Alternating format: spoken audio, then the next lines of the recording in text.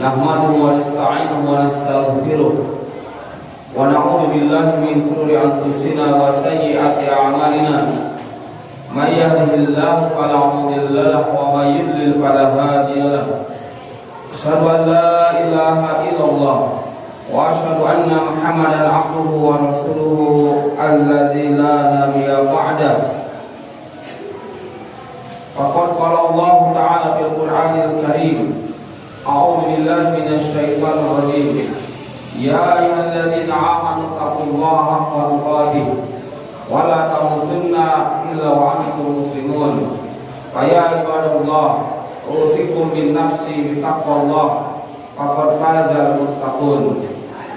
Hadirin jamaah Jumat yang dimuliakan Allah Subhanahu wa taala. Puji syukur kita panjatkan kehadirat Ilahi Rabbi dengan nikmat iman, nikmat Islam, nikmat sehat dan kesempatan yang Allah berikan kepada kita semua.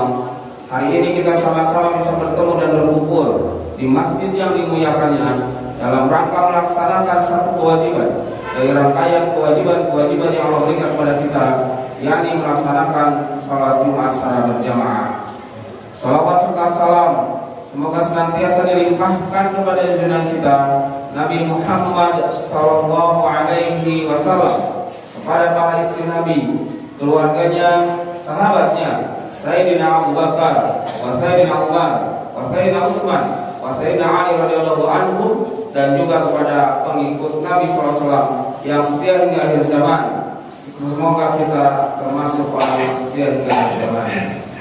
Hadirin jamaah yang dimuliakan Allah Subhanahu wa taala, satu pekan sudah kita meninggalkan ibadah saum Ramadan dan kita sudah melaksanakan dan mendapatkan kebahagiaan yang sangat luar biasa, yakni Allah pertemukan kita dengan Idul Fitri. Tentu saja kenikmatan-kenikmatan ini memang Allah tidak meminta kepada kita untuk menghitung kenikmatan yang Allah berikan kepada kita, karena pada dasarnya kalau kita mencoba untuk menghitung nikmat-nikmat Allah yang Allah berikan kepada kita, maka pasti kita tidak akan bisa untuk bisa menghitungnya. Begitulah Allah Subhanahu wa taala sampaikan kepada kita, wa in ta'uddu ni'mat Allah la tuhsuha. Seandainya kamu mencoba untuk menghitung nikmat-nikmat yang Allah berikan kepada kita semua, pasti kamu tidak akan bisa untuk menghitungnya. Dan tentu saja Allah Subhanahu wa taala tidak meminta kita untuk menghitung nikmat yang Allah berikan, tapi Allah Subhanahu wa taala meminta kepada kita untuk mensyukuri nikmat-nikmat yang Allah berikan kepada kita. Dan konsekuensi dari rasa syukur itu adalah ditambahnya nikmat yang Allah berikan kepada kita. Sebagaimana yang Allah sampaikan kepada kita, la in syakartum la azidannakum wa la in kafartum inna adzabi lasyadid. Seandainya kamu bersyukur atas nikmat-nikmat yang Allah berikan kepada kamu, maka pasti Allah sebutkan kepada kita akan ditambah nikmat itu. Tapi sebaliknya, seandainya kalian kufur, tidak mensyukuri nikmat yang Allah berikan kepada kalian, maka Allah selalu sampaikan kepada kita, inna adzabi lasyadid, sesungguhnya azab sangat pedih. Hadirin jamaah Jumat yang dimuliakan Allah Subhanahu wa taala, tentu saja apa yang telah kita dapatkan di bulan Ramadan akan dipertaruhkan oleh kita amalannya itu adalah 11 bulan sekarang. Apakah setelah Ramadan hilang kemudian kita juga tidak ikut melaksanakan, melanjutkan amal-amal kita? Tentu harus kita lakukan. Namun yang terpenting adalah dari komitmen yang telah kita lakukan di bulan Ramadan, itu ada 3 komitmen yang kuat yang harus selalu kita bersabar dalam menapakinya. Yang pertama adalah bersabar untuk tunduk, taat dan patuh kepada nilai-nilai ilahi, kepada ayat-ayat Allah Subhanahu wa taala dan kepada hadis-hadis Nabi yang sahih. Karena inilah sebetulnya esensi dari keimanan yang Allah berikan kepada kita, yaitu ketaatan. Sebagaimana yang Allah Subhanahu wa taala sebutkan kepada kita dalam surat Al-Ahzab ayat yang ke-36, A'udzu billahi minasyaitonir rajim. Wa ma kana lil mu'minin wa la mu'minatin idza qada Allahu wa rasuluhu amran ay yakunu lahumul khiyarah min amrihim wa may ya'sillaha wa rasulahu faqad dhalla dhalalan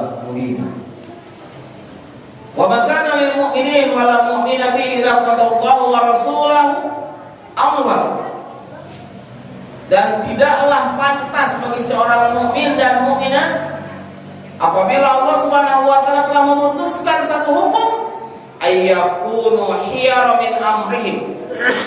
Orang yang mengaku beriman itu masih memilih-milih sesuai dengan keinginan hawa nafsunya. Wa may ya'sillaha wa rasulahu faqad dhalla dhalalan mubina. Siapa saja yang bermaksiat, membangkang terhadap keputusan Allah, maka sungguh dia telah nyata-nyata dalam keadaan sesat. Apa makna ayat ini? Makna ayat ini adalah bahwa hidup dan kehidupan kita di muka bumi ini harus mau diatur oleh aturan Allah Subhanahu wa taala dan Rasulnya. Kita tidak boleh membuat aturan sendiri. Aturan pribadi kita dengan Allah Subhanahu wa taala beribadah, tidak boleh kita membuat aturan ibadah itu. Ibadah makhluk maksud saya sesuai keinginan kita. Sebagaimana kita melaksanakan sholat subuh 2 rakaat, zuhur, asar dan isya 4 rakaat, maghrib 3 rakaat, itu bukan aturan yang dibikin oleh kita. Itu aturan yang dibikin oleh Allah dan Rasulnya. Tidak pantas dan tidak boleh kita juga mencari-cari atau kita memilih-milih sebagaimana sholat. Alhamdulillah kalau masalah sholat semua kaum mukminin taat, kecuali orang-orang sesat, Syiah, Ahmadiyah, yang dia merubah-rubah tata cara sholat, tidak mau sesuai dengan aturan Allah dan Rasulnya, maka disebut sesat. Ngaku Islam tapi tidak mau taat kepada Islam. Untuk masalah sholat. Masalah lainnya, kita berdagang. Ada aturan dari Allah Subhanahu wa taala dan Rasulnya. Berdagang itu tidak boleh curang, tidak boleh mencoba-coba untuk mengurangi timbangan, melakukan kelicikan. Kalau hati kita dalam melaksanakan seperti itu masih berat, maka keimanan kita belum benar. Kita masih berpikir, waduh, kalau tidak curang mana ada untungnya. Karena untungnya biasa dengan 110 perak. Lama kurang jujur, mau jadi kebenaran. Kalau masih dalam hati kita merasa berat, maka Allah sertakan wa kana lil mu'minin wal mu'minatin. Idza qadallahu wa rasuluhu amra. Kalau Allah telah memutuskan, tunduk taat patuh, tidak boleh ragu-ragu. Dalam masalah dagang, dalam masalah berkeluarga, seorang suami kalau masih merasa berat untuk membiayai anak-anaknya dan istrinya, malas-malasan, maka sesungguhnya dia sedang bermaksiat kepada Allah. Karena seorang suami menjadi halal dengan istrinya itu karena nama Allah. Akad itu memakai nama-nama Allah. Tapi ketika sudah Allah berikan amanah, si suami itu malas-malasan, mencari rezeki yang halalnya malas, ya, maka dia tidak benar itu keimanannya. Seorang politisi, dia melaksanakan aktivitas politiknya tidak mau dia melakukan Allah, maunya sesuai dengan hawa nafsu sendiri. Yang penting dapat suara, tidak peduli berbohong. Politisi dalam artian baik anggota calon DPRD, anggota DPRD, mau bupati, wali kota, gubernur, ya. Kalau di kampung mungkin kepala desa, ya. Untuk mendapatkan kemenangan-kemenangan jabatan itu, kalau masih tidak mau juga diatur oleh Allah, masih mau dengan kelicikan-kelicikan, kezaliman kepada saudaranya, maka dia belum beriman yang benar. Ramadan datang itu untuk menentukan hawa nafsu kita. Semua yang Allah telah putuskan dan Rasulnya itu mengandung kebaikan-kebaikan dan menyampaikan diri kita mendapatkan kebahagiaan baik di dunia ataupun akhirat. Walaupun kadang-kala terasa berat, maka Allah sebutkan tidak boleh kita memilih-milih kalau telah Allah tentukan segala sesuatu. Semua aktivitas kehidupan kita tidak boleh kita mencoba memilih-milih hukum, harus sesuai dengan apa yang Allah tentukan dan Rasulnya tentukan. Ini yang pertama, ya, bersabar, berkomitmen dalam nilai-nilai Islam, dalam melaksanakan nilai-nilai Islam diterapkan dalam kehidupan keseharian kita. Ini yang pertama. Sampai diri kita ini, jiwa kita ini merasa senang, ya, tidak berat untuk melaksanakan kewajiban perintah-perintah Allah itu, putusan-putusan Allah itu. Itu yang namanya mendapatkan nilai muttaqin. Kalau diri kita masih merasa berat dengan keputusan Allah dan Rasul, berarti keimanan kita ini masih bermasalah. Ini yang kedua, bersabar, berkomitmen dalam mencari rezeki yang halal. Ya, di saat seperti sekarang ini, apalagi semua sekarang sektor usaha apapun usahanya, mulai usaha yang terkecil, tukang jualan air, sampai yang tukang jualan pulau, ya, tukang jualan apapun sekarang merasa ada semacam yang berat dengan corona ini, ya. Terasa berat, sehingga akhirnya tergeser yang asalnya dia komitmen mencari harta yang halal, akhirnya dia mencoba untuk menipu ke sana ke sini, ya. Seorang mukmin tidak boleh melakukan itu. Allah Subhanahu wa taala menyatakan kepada kita, a'udzubillahi minasyaitonir rajim, ya ayyuhalladzina amanu kulu washrabu halalan thayyiban. Wahai orang yang beriman, cukuplah makan dan minum oleh kamu sesuatu yang halal dan baik. Kalau sesuatu yang tidak halal berarti bukan rezeki kita. Rezeki itu sesuatu yang halal. Kalau yang haram bukan rezeki. Bahkan Rasulullah mengatakan kepada kita, ya, dalam hadis Imam At-Tirmidzi, innallaha yuhibbul abda, ya, al-muhtar. Sesungguhnya Allah mensukai seorang hamba yang muhtarib, yang giat mencari harta yang halal. Giat, semangat, ya, selalu berpikir lakukan kewajiban-kewajiban, maka nanti Allah akan memberikan hak-hak kita. Idza kada yaluhu, apabila dia bersungguh-sungguh, ya, kata Rasulullah, membiayai dengan cara halal hartanya, maka kal mujahid fisabilillah, seperti mujahid di jalan Allah. Memang betul, seseorang yang mencari harta yang halal itu seperti mujahid, apalagi zaman sekarang, ya. Mencari harta yang halal itu kan terasa berat, tapi kalau dia sungguh-sungguh, Rasulullah sebutkan kal mujahid fisabilillah, seperti mujahid di jalan Allah. Kenapa seperti? Karena dia nilainya menjadi mujahid, tapi tidak sehebat mujahid yang berperang. Karena kalau yang berperang itu, kalaupun mati, dia langsung masuk surga, tidak perlu dimandiin lagi oleh kita, dimasukkan alam kubur itu dengan pakaian perangnya. Tapi kalau yang mencari harta yang halal, ya, dia tidak seperti mujahid, sama mujahid. Tapi kalau meninggal, tetap harus dimandiin, dikafanin, ya. Kalau yang perang tidak perlu, langsung aja dimasukkan ke dalam kubur itu dengan baju perang. Ini yang kedua, berkomitmen, bersabar, membiayai diri kita, keluarga kita dengan sesuatu yang halal. Kenapa? Karena Nabi menyebutkan, ya, halal wajibun likulli muslimin. Mencari sesuatu yang halal untuk mencari sambil mempertahankan hidup di muka bumi ini adalah satu kewajiban bagi setiap muslim. Ini masih bentuk pribadi-pribadi nih, ya.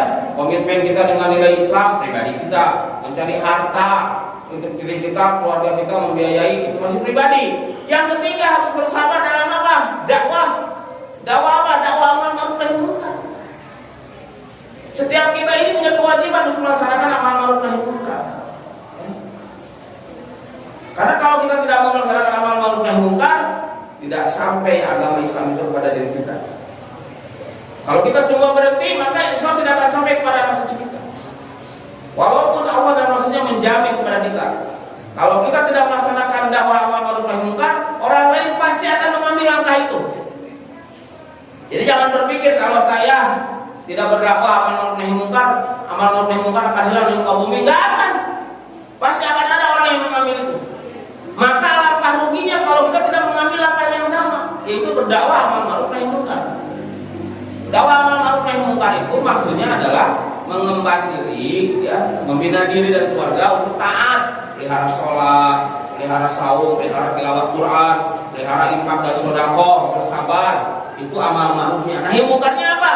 Membentengi, menghalangi, ya, musuh-musuh Islam, ya. Bahkan bila perlu pukul musuh-musuh Islam itu jangan dibiarkan masuk ke lingkungan kita, ya. Inilah yang disebut dengan binaan wa difa'an. Membina diri menjadi seorang mukmin yang baik, yang soleh, juga membentengi, menghalangi musuh-musuh Islam datang merusak kita dan keluarga kita dan lingkungan kita. Seperti orang yang sedang, ya, bertani di sawah, nanam padi, yang muncul bukan hanya padi, ada tutut, ya, ada rumput. Jangan dibiarkan tutut dan rumput itu cabut. Di lingkungan ini kita mengajarkan ngaji, sholat yang benar. Tahu-tahu ada yang jualan judi di sini, ada jualan minuman homer, jangan biarkan. Apalagi ada yang jualan bipang misalnya gitu kan, babi panggang. Jangan dibiarkan. Ya, usir. Ya, koordinasi dengan Pak RT, Pak RW, Pak Kapolsek, Kapolres. Namun hese wae. Kewajiban bagi kita mengusir dia. Masyarakat jamaah masjid jangan dibiarkan. Karena kalau dibiarkan, kapan masyarakat di sini akan menjadi soleh? Setiap hari kita bimbing sholat, mengaji, tilawah Quran, ceramah, pengajian tiap hari kita adakan di sini. Tapi kalau pembuat pemungkarannya dibiarkan di lingkungan ini, kapan jadinya kita menjadi mutakin? Kalau orang ngebangun rumah itu seperti orang yang membangun rumah, mulai dari kebekan, mulai dari kebekannya, pondasi, naik bata, kerek-kerek bata, tilu bata, puting-puting ayah jelema datang, dikakatan deui bata teh. Atuh isukan teh balikan deui jadi bata ka hiji deui. Urang naik deui di bata kalima, isukan datang di jelema dikakat deui bata teh obatna, atuh jadi hiji deui urang. Tong diatur. Jangan dibiarkan orang yang akan merusak Islam dan orang yang akan menghancurkan Islam ini. Kenapa? Supaya jadi bangunan takwa kita ini. Ya. Kalau dibiarkan, ya, kata Allah Subhanahu wa taala dalam surat An-Nahl 92, itu seperti seorang perempuan tua yang pagi hari siang harinya menenun kain, malam harinya dia urai kembali. Allah sindir, a'udzubillahi minasyaitonir rajim. Wala takunu kalladzina qad ghaslaha min ba'di quwwatin ankasa. Jangan engkau seperti seorang perempuan tua yang siang harinya dia menenun benang, siang harinya dia urai kembali. Dia menenun benang itu untuk menjadi baju. Benang satu helai itu kan paling hanya untuk bisa nali apa. Tapi kalau sudah jadi baju itu bisa dipakai oleh kita, menutupi aurat kita, menghindari rasa panas dan dingin, hangat badan ini. Nah, jadi bajunya kapan? Kalau pagi siang harinya menenun, malam hari diurai kembali. Itulah kita. Kapan kita akan jadi takwanya? Kalau setiap hari kita bersolat 5 waktu, berzikir, tilawah, infak, sedekah, tapi malam harinya orang bergentayangan merusak kita. Akhirnya kita pun terbawa menjadi maksiat, ya. Membiarkan orang maksiat itu kan kemaksiatan. Inilah dakwah yang sebenarnya, amal ma'ruf nahi munkar. Barakallahu